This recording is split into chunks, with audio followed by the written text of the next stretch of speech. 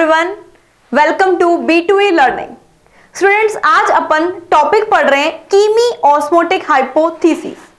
बच्चों, जब भी अपन कभी फोटोसिंथेसिस पढ़ते हैं या फिर अपन रेस्पिरेशन टॉपिक पढ़ते हैं तो एक पॉइंट अपना हमेशा डाउट में रहता है कि ये पूरा का पूरा साइक्लिक फ्लो जो हम पढ़ रहे हैं, इस साइक्लिक फ्लो में एटीपी का फॉर्मेशन आखिर हुआ कैसे, मतलब किस तरीके से हम एटीपी का फॉर्मेशन पढ़े। इसी चीज को समझाने के लिए अपन स्टार्ट कर रहे हैं टॉपिक कीमी ऑस्मोटिक हाइपोथेसिस। बच्चों, एकदम कंफर्टेबली इस पूरे प्रोसेस को एकदम ध्यान से सुनना, ठीक बात है। My self Pratibha Kalani and मैं आपको बॉटनी टॉपिक जो है उसके जितने भी अच्छे अच्छे वीडियोस हैं, जो इंपॉर्टेंट पॉइंट्स हैं, जिसके बारे में अपन कहें कि भाई ये टॉपिक तो हमें बहुत ज्यादा टफ लगता है और जो नीट के पॉइंट ऑफ व्यू से बहुत ज्यादा इंपॉर्टेंट है, वो सारी चीजें अपन डिस्कस करेंगे, ठीक बात है। ध्यान से सुनना बेटा। कीमी ऑस्मोटिक हाइपोथेसिस जो है ये हर वो बच्चा जो फोटोसिंथेसिस टॉपिक पढ़ रहा है उसके लिए डाउट में रहता है। तो अपन आज इस पूरे टॉपिक को अच्छे से क्लियर करते हैं। डन। सबसे पहले ये थ्योरी जो है, ये थ्योरी दी किसने? बच्चा, ये थ्योरी जो है ये गिवन बाय पीटर मिशेल। ये जो आपको फोटो यहां पे दिखाई दे रही है ना, ये पीटर मिशेल की ही है। इन्होंने इस थ्योरी को दिया था। ये थ्योरी क्या एक्सप्लेन करती है? बच्चा, ये थ्योरी एक्सप्लेन करती है कि एटीपी का फॉर्मेशन कैसे होगा। किसमें? एक तो आपने बताया रेस्पिरेशन में और एक आपने बताया फोटोसिंथेसिस में। रेस्पिरेशन में अपन एटीपी के बनने को क्या बोलते हैं? मैडम, हम इसे बोलते हैं ऑक्सीडेटिव फॉस्फोराइलेशन। ऑक्सीडेटिव फॉस्फोराइलेशन, ठीक बात। फॉस्फोराइलेशन का मतलब एटीपी का बनना। ऑक्सीडेटिव यानी कि ऑक्सीडेशन रिडक्शन जो पूरी प्रोसेस है उसकी वजह से जो एटीपी बन रही है, that is oxidative phosphorylation. Photosynthesis में जो एटीपी बनती है बेटा, उसको अपन बोलते हैं फोटोफॉस्फोराइलेशन। फोटोफॉस्फोराइलेशन, फोटोफॉस्फोराइलेशन, ठीक बात। यहां तक डन है सभी का। दूसरी बात आप ध्यान रखना बेटा, एटीपी का जो बनना है वो पूरा का पूरा प्रोटॉन ग्रेडियंट पर डिपेंड करता है। प्रोटॉन ग्रेडियंट जो है उसके बारे में अपन पढ़ेंगे कि ये ग्रेडियंट कैसे बन रहा है, इस ग्रेडियंट का प्रॉपर जो प्रोटॉन कंसंट्रेशन है वो कहां पे आई है, ये सारा अपन डिस्कस करेंगे। सबसे पहले आप इस एक छोटी सी डेफिनेशन को ध्यान रखिए कि ये कीमी ऑस्मोटिक हाइपोथेसिस जो है ये एटीपी के बनने को बताती है, एटीपी फॉर्मेशन को बताती है। डन। इसमें तो किसी को कोई दिक्कत नहीं है। चलिए नेक्स्ट अपन बात करें मैडम इस कीमी ऑस्मोटिक हाइपोथेसिस में रिक्वायरमेंट क्या क्या है। तो बच्चे, इसमें चार चीजों की सबसे ज्यादा रिक्वायरमेंट रहती है। एक, हमें एटीपी बनाने के लिए मेम्ब्रेन चाहिए। एक हमें चाहिए बच्चा प्रोटॉन पंप, एक हमें चाहिए प्रोटॉन ग्रेडियंट और एक एटीपी सिंथेटेज। चार चीजों की बेसिक रिक्वायरमेंट हमें हमेशा रहती है एटीपी फॉर्मेशन के लिए। डन। सबसे पहले आपने बताया इसके अंदर हमें क्या क्या चाहिए। हमें चाहिए बेटा एक मेम्ब्रेन, मेम्ब्रेन, ठीक बात है मैडम, कोई दिक्कत नहीं। एक बेटा हमें चाहिए इसमें प्रोटॉन पंप, प्रोटॉन पंप। एक बेटा हमें इसके अंदर चाहिए प्रोटॉन ग्रेडियंट, प्रोटॉन ग्रेडियंट, ठीक बात है बच्चे। एक हमें चाहिए एटीपी सिंथेटेज, एटीपी सिंथेटेज। ये जो चार पॉइंट्स है ना, इसके बारे में आप ध्यान से समझना। चारों पॉइंट्स के बारे में, मेम्ब्रेन कौन सी है, फिर आपने बोला प्रोटॉन पंप कौन सा है, प्रोटॉन ग्रेडियंट कहां से बना है। बेटा एक बात ध्यान नोटिस करना, ग्रेडियंट का मतलब होता है डिफरेंस, ठीक बात है। और एटीपी सिंथेटेज क्या है। डन। सबसे पहले मेम्ब्रेन के बारे में बात करें तो बेटा इसमें जो मेम्ब्रेन अपन बात कर रहे हैं वो मेम्ब्रेन है थाइलेकॉइड की मेम्ब्रेन। देखिए, ये है आपका favourite organelle chloroplast, double membranous structure chloroplast. ये आपका फेवरेट ऑर्गनली क्लोरोप्लास्ट, ठीक बात है बेटा। चलिए, इसके अंदर मैडम मेम्ब्रेनस पार्ट प्रेजेंट है, बिल्कुल प्रेजेंट है बेटा। आपने लास्ट वीडियो में देखा भी था कि इस पूरे के पूरे क्लोरोप्लास्ट में लेबर डिवीजन पाया जाता है। ये हो गया मेम्ब्रेनस पार्ट, ग्रेनम। और ये ग्रेनम जो है ये किससे जुड़ा हुआ है? ये स्ट्रोमा लेमेला की हेल्प से दूसरे जो ग्रेनम वाले थाइलेकॉइड है उनसे जुड़ा हुआ है। ठीक बात है बेटा। ये जो यहां पे आपने मेम्ब्रेनस पार्ट बनाया है, दैट इज ये एक सिंगल मेम्ब्रेनस पार्ट। ये जो एक सिंगल पार्ट है बच्चा, इसे बोलते हैं थाइलेकॉइड। थाइलेकॉइड। और इस पूरे के पूरे पाइल ऑफ कॉइन, इस थाइलेकॉइड के पूरे ग्रुप को अपन नाम देते हैं ग्रेनम। कोई दिक्कत तो नहीं, बहुत सिंपल, बहुत ही आसान।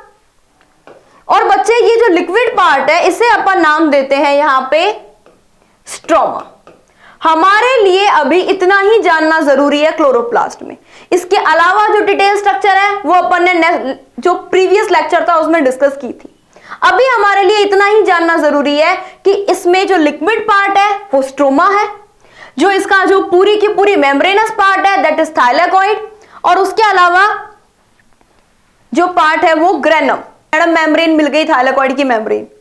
हमें चाहिए प्रोटोन पंप, प्लास्टोक्यूनोन जो आपने पढ़ा है ना बेटा, ये प्लास्टोक्यूनोन, ये है बच्चा वो प्रोटोन पंप जो बाहर स्ट्रोमा से प्रोटोन को उठाता है, अंदर फेंकता है। बाहर स्ट्रोमा से उठाता है प्रोटोन को, अंदर पुश करता है ल्यूमेन में। डन। चलिए, और आपने पढ़ा प्रोटोन ग्रेडियंट। प्रोटोन ग्रेडियंट किसे कहते हैं? ल्यूमेन में और स्ट्रोमा में जो प्रोटोन की कंसंट्रेशन में डिफरेंस आया है इसे अपन बोलते हैं प्रोटोन ग्रेडियंट।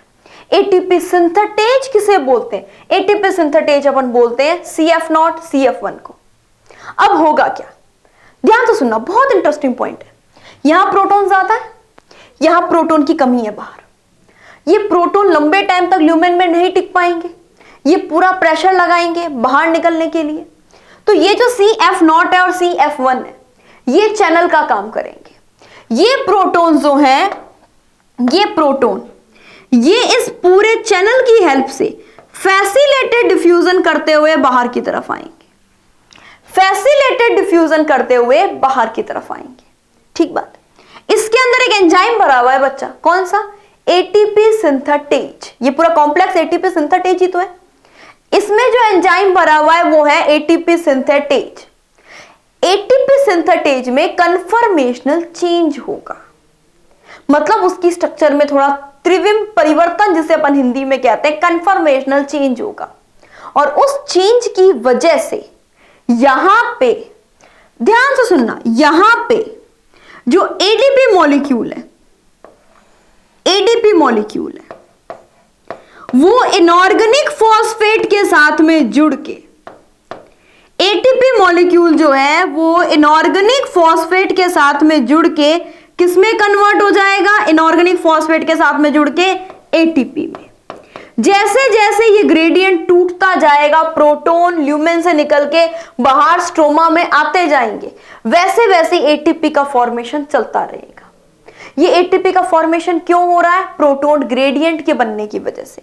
बच्चा, प्रोटोन ग्रेडियंट के बनने के 3 कारण है। पहला कारण क्या है कि वाटर की स्प्लिटिंग जो है वो मेम्ब्रेन के इनर साइड पर हो रही है, मेम्ब्रेन में अंदर की तरफ हो रही है। पहला कारण ये है। दूसरा कारण क्या है बच्चा? दूसरा कारण है कि यहां पे प्लास्टोक्यूनोन जो है ना, ये प्रोटोन पंप, ये बाहर से प्रोटोनों को उठा के अंदर फेंक रहा है। तीसरा कारण क्या है? एटीपी जो फॉर्मेशन के लिए जो रिक्वायरमेंट, थर्ड रीजन है ग्रेडियंट का, वो NADP प्लस ऑक्सीडोरिडक्टेज एंजाइम जो है वो मेम्ब्रेन में आउटर साइड पे प्रेजेंट है, वो स्ट्रोमा के प्रोटॉन्स को कम करवाता जा रहा है। ठीक बात है। इन 3 कारण की वजह से ग्रेडियंट बनता है, और ग्रेडियंट जो बनता है वो अल्टीमेटली एटीपी फॉर्मेशन के लिए जरूरी होता है। अब इन तीनों पॉइंट को एक समरी फॉर्म में सुनो। हमें प्रोटोन ग्रेडियंट बनाना जरूरी है। क्या क्या कारण है भाई? ग्रेडियंट जो है वो हमारे लिए बहुत इंपॉर्टेंट है, क्योंकि जब ग्रेडियंट का ब्रेकडाउन होता है तो एटीपी का फॉर्मेशन होता है। पढ़ा था हमने पढ़ा था बेटा, ल्यूमेन में प्रोटोन इकट्ठा हुए हैं, ये ग्रेडियंट ब्रेक होगा, ये प्रोटोन पास होंगे तो एटीपी से, इनऑर्गेनिक फॉस्फेट से जुड़ने के बाद एटीपी बनेगा। पढ़ा अभी अपन ने ये ग्रेडियंट बनता क्यों है? इसके 3 जो region, most important region. First, photolysis of water कहां होता है? थाइलेकॉइड की ल्यूमेन की तरफ होता है। Third, second point, H plus ion stroma से ल्यूमेन में आते हैं किसके through? Move through photo system. और इसमें हेल्प कौन कर रहा है? प्लास्टोक्यूनॉन। ठीक बात है। नेक्स्ट, एटीपी जो फॉर्मेशन है उसके लिए तीसरा पॉइंट, जो रिडक्टेज एंजाइम है वो स्ट्रोमा की तरफ प्रेजेंट होता है। देखो बच्चे, ये स्ट्रोमा की तरफ जो रिडक्टेज एंजाइम है ये प्रेजेंट है। ये जो FNR है इसका फुल नेम जो है वो आप नोट कर लेना बेटा। और ये पूरी की पूरी प्रोसेस है chemiosmotic hypothesis given by Peter Mitchell, जिसमें ये बताया गया है कि एटीपी का फॉर्मेशन कैसे होता है। बच्चा, ये लाइट रिएक्शन में एटीपी के बनने को समझा रहे हैं। अब आपने एटीपी बनना पूरा पढ़ लिया। अब आप नेक्स्ट लेक्चर में पढ़ेंगे कि किस तरीके से डार्क रिएक्शन में ग्लूकोज बनता है। फोटोसिंथेसिस में दो मेन प्रोसेस थी, लाइट रिएक्शन और डार्क रिएक्शन। लाइट रिएक्शन में एटीपी बनता है। अल्टीमेटली कौन है बेस उसका?